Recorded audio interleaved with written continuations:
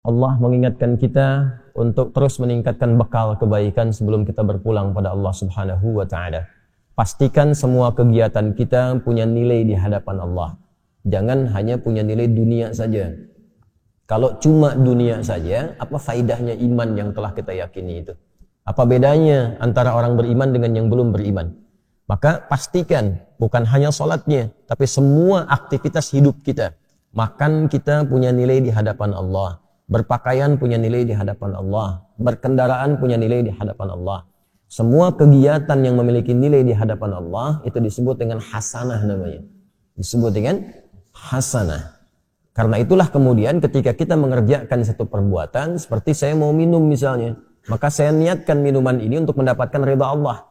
Ya, maka saya katakan Bismillahirrahmanirrahim, kemudian saya minum. Maka kalimat Bismillahirrahmanirrahim itu yang menjadikan aktivitas minum itu punya nilai di hadapan Allah. Minumannya sama dengan yang diminum siapapun. Ya, menghilangkan haus fungsinya. Jadi hausnya hilang, tapi apakah dengan hilangnya haus itu Allah memberikan nilai tidak? Ada amal solehnya enggak? Bismillahirrahmanirrahim punya nilai itu. Itu yang dimaksud hadis Nabi, kullu amrin dzibalin la yubda'u fihi bismillahirrahmanirrahim fahuwa abtar. Ya, setiap perbuatan baik, ingat yang baik ya, bukan perbuatan buruk, bukan korupsi pakai bismillah misalnya, tidak, nggak boleh itu. Ya, mencuri pakai bismillah, tidak. Semua perbuatan baik, dibalin itu yang dibenarkan oleh akal dan hati kita itu benar. Jadi sesungguhnya kalau orang berbuat salah, hatinya pasti menolak. Ya, hatinya menolak, itu bal, ma fi balika, apa sih yang ada dalam hatimu itu? Ya, kan saya sering katakan begini kalau ingin menguji ya.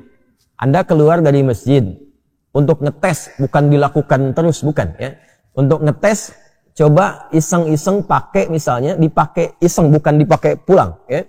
Dipakai iseng misalnya sendal orang lain. Masukin dulu, tes. Itu hati kecil pasti mengatakan, ya itu bal, hati kecil mengatakan, hey itu bukan punya kamu. Pasti itu, secara otomatis. Ya, secara otomatis. Lepas lagi tuh, jangan dipotong videonya ya. Saya mesti potong-potong video tuh ya, itu ngecek itu seperti itu, hatinya pasti akan protes. Nah jadi Nabi pernah mengatakan istafti qalbak ya, coba tanya hatimu yang paling dalam. Kedalaman hati itu disebut dengan bal namanya. Mafi balik, apa sih isi hatimu itu yang membimbing pikiranmu ya? Nah dari situ kullu amrin dzibalin, setiap perbuatan baik yang dibenarkan oleh hati kita membimbing pikiran kita, tapi tidak diiringi dengan Bismillahirrahmanirrahim. Ya, fahuwa abtar. Maka terputus nilai keberkahannya. Artinya nggak ada nilai di hadapan Allah, cuma dunia saja. Nah, setiap perbuatan baik yang diniatkan untuk mendapatkan ridha Allah itu disebut dengan hasanah. Poinnya 10. Setiap perbuatan baik itu poinnya berapa? 10. Itu yang dimulai di Al-An'am ayat 160 tadi. Man jaa'a bil hasanati falahu 'asyru amthaliha. Siapa yang mengerjakan satu perbuatan baik, punya nilai di hadapan Allah, maka nilainya diperintahkan pada malaikat mencatat 10 kebaikan. 10 itu tadi standarnya ya, bukan 1, 2, 3, 4, tidak. 1 ke 2 ya, potensinya 500 tahun. 2 ke 3, 500 tahun. 3 ke 4, 500 tahun. Makanya mengumpulkan pahala itu caranya mudah. Mudah. Ya, cuma nanti kemudahan itu bergantung pada iman. Makanya bab iman, bab akidah itu yang paling pokok. Itu hanya iman yang mampu menggerakkan kita untuk mendekat kepada Allah. Kalau imannya tidak maksimal, sinyalnya nggak kuat, ya boleh jadi tidak akan semua amal itu menjadi amal soleh. Itulah yang menjadikan kerugian itu. Dikasih waktu untuk beraktivitas, tapi aktivitas yang dikerjakan tak ada nilai di hadapan Allah. Karena hasanah ini yang dibawa pulang, bukan minumannya. Ya ini keluar lagi menjadi kotoran, ke alam kubur nggak ikut. Hasanah itu yang akan dikonfirmasi sampai dengan di akhirat nanti. Jadi di dunia dikerjakan, di akhirat ditampakkan. Itu yang dimaksud di Al-Baqarah ayat 201 itu. Wa minhum may yaqulu rabbana atina fid dunya hasanah wa fil akhirati hasanah wa qina adzaban nar. Kan? Maka di dunia kita mengerjakan itu, di akhirat dikonfirmasi. Konfirmasi itulah yang kita sebut dengan pahala itu. Jadi setiap nilai 1 ke 2, 2 ke 3, 3 ke 4 disebutnya ajrun namanya. Ya, nilainya disebut dengan hasanah. Hitungan 1, 2, ke 3, ke 4 terus disebut ajrun. Di surah At-Tin itu yang paling viral, lahum ajrun ghairu mamnun, ya. Nah, jadi itu yang disebut ajrun, kita terjemahkan dengan pahala. Jadi yang ikut pahalanya. amal solehnya di dunia.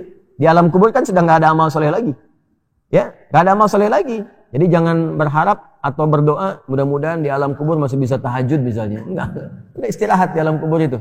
Tinggal ditampakkan pagi dan petang itu, ya, ditampakkan kenikmatan surganya nanti. Kalau dia insan beriman, hadis riwayat Umar bin Khattab radhiyallahu taala anhu tentang sifat surga. Nanti ada kitab Bad'ul Khalqi di dalam Sahih Al-Bukhari. Nanti di subtopiknya yang ke-9 itu tentang sifat abwabil jannah, sifat tentang pintu-pintu surga. Ya, di hadis kedua dari situ adalah hadis dari Umar bin Khattab radhiyallahu taala anhu yang menerangkan tentang bagaimana keadaan di alam kubur ya bagi setiap manusia. Kalau dia min ahlil jannah, ya, in kana min ahlil jannati, jika dia termasuk ahli surga maka ditampakkan surganya setiap pagi dan petang. Ini nanti yang melahirkan rumusan di antaranya zikir pagi dan petang. Ya, dan nanti ada hadis-hadis lain tentang fadilah-fadilah keutamaan yang mengantarkan ke alam kubur. Babnya iman, ingat. Babnya iman. Kalau beriman, yakini. Iman kita dipertaruhkan di situ dan tidak akan ada ruginya, toh meninggal juga. Ya kan? Toh meninggal juga. Nah, nanti dikonfirmasi saat di akhirat ditampakkan itu semua dalam bentuk kitab kita. Makanya nanti di surah Al-Isra akan dikonfirmasikan Iqra kitabak kafa bi nafsika al-yawma 'alaika hasiba. Jelas ya? Nah, karena itu disarankan kita mulai meniatkan diri kita sepenuhnya untuk menjadikan semua aktivitas kita punya nilai, menjadi hasanah. Termasuk sholat yang baru ditunaikan. Karena sholat itu ibadah pertama dalam Al-Quran yang disebut dengan hasanah. Quran surah ke-11 Hud di ayat 114. Aqimis sholata tarafain nahar wa zulafan minal layl innal hasanati yudhibnas sayyiat. Kan? Tunaikan salat dari mulai pertengahan siang sampai dengan ke malam, ya, dari mulai terus sampai dengan subuh sampai dengan ke isya. Innal hasanat, semua salat yang dikerjakan itu menjadi hasanat, jamak dari kata hasanah. Jadi salat disebut dengan hasanah. Karena itu rumusan ibadah kita yang dicontohkan dalam Al-Quran, begitu kita akan ucapkan dan mohon kepada Allah menjadi hasanah, salat didahulukan. Inna salati, teruskan ayatnya, wa nusuki wa mahyaya wa mamati lillahi rabbil alamin. Dan ini nanti akan menjadi salah satu di antara 12 doa iftitah. Doa iftitah itu ada 12. Nanti di Sunan Abu Daud yang sangat menyenangi doa ini itu di antaranya sahabat Ali bin Abi Thalib. Sayyidina Ali bin Abi Thalib radhiyallahu taala anhu itu sangat senang dengan doa ini. Beliau membaca dalam salatnya itu wajjahtu wajhiya lilladzi fataras samawati wal arda hanifan musliman wa ma ana minal musyrikin. Inna salati wa nusuki wa mahyaya wa mamati lillahi rabbil alamin la syarika lahu wa bidzalika umirtu wa ana minal muslimin wa ana awwalul muslimin, dengan dua riwayat. Nanti yang Abu Hurairah itu yang meriwayatkan yang Allahumma ba'id, yang Ali bin Abi Thalib yang meriwayatkan wajjahtu. Yang di situ terdapat inna salati. Jadi kita berikrar tuh. Bukan hanya salat kita, semua ibadah kita. Semua ibadah kita, wa nusuki, wa mahyaya, semua kegiatan hidup kita. Ya, wa mamati sampai kita wafat.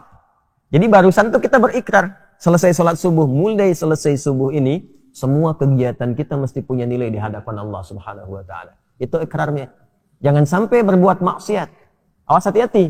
Maka ditutup nanti di ayat 165-nya. Awas, di ujung ayatnya nanti. Inna rabbaka sari'ul iqab. Wa innahu ghafur rahim. La ghafurur rahim. Hei, ingat ya. Kalau kamu berbuat salah, Allah itu cepat hukumannya. Tapi dalam saat yang bersamaan, Allah sangat maha pemaaf dan pengampun dari segala dosa-dosamu. Maksud rangkaian ayat ini begini. Gak ada di antara kita yang sempurna.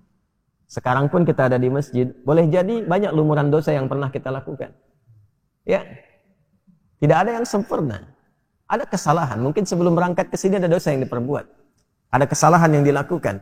Jangan tunggu untuk bertobat dengan mengakhirkan di akhir waktu. Ya, sungguh orang-orang yang menggantungkan waktu taubatnya itu di waktu-waktu yang panjang, sehingga boleh jadi maut datang lebih cepat dari apa yang dia duga. Orang-orang seperti itu mohon izin tidak dapat mendapatkan kesempatan taubat dengan maksimal. Maka kalau kita sadar berbuat salah, kata Allah, hei, jangan malu untuk kembali kepadaku, karena aku la ghafurur rahim. Sepanjang kau mau kembali, aku akan cepat mengampuni dosa yang pernah engkau kerjakan dan menghapuskannya sampai ketika engkau kembali. Jelas? Tapi kalau sengaja ditunda-tunda atau sengaja berbuat dosa, ada beberapa dosa yang dipercepat hukumannya sebagai muqaddimah saat di dunia. Bukan balasan aslinya, sebagai muqaddimah. Muqaddimah itu pun karena ada rahmat Allah di dalamnya untuk mengingatkan dia supaya kembali lagi. Ya. Misalnya pelaku riba dibuat susah, dibuat hilang, hancur harta dan sebagainya gitu kan. Nah, ada yang dosa kepada kedua orang tua. Ya, dibikin susah nanti di kehidupan, di pekerjaannya, sulit A, sulit B, supaya sadar. Itu nanti ada di Quran surah As-Sajdah itu. وَلَنُذِيقَنَّهُمْ مِنَ الْعَذَابِ الْأَدْنَى دُونَ الْعَذَابِ الْأَكْبَرِ لَعَلَّهُمْ يَرْجِعُونَ. Ya, jadi kami akan timpakan, rasakan ya pendahuluan hal kecil, hukuman kecil untuk menyadarkan hamba itu supaya kembali taubat. Supaya taubat. Jadi jangan tunggu dihukum dulu oleh Allah. Ya, untuk disadarkan supaya kamu taubat. Sepanjang kita merasa ada kesalahan, istighfari, minta ampun, kembali pulang, lalu setelah itu istiqamah mengerjakan kebaikan.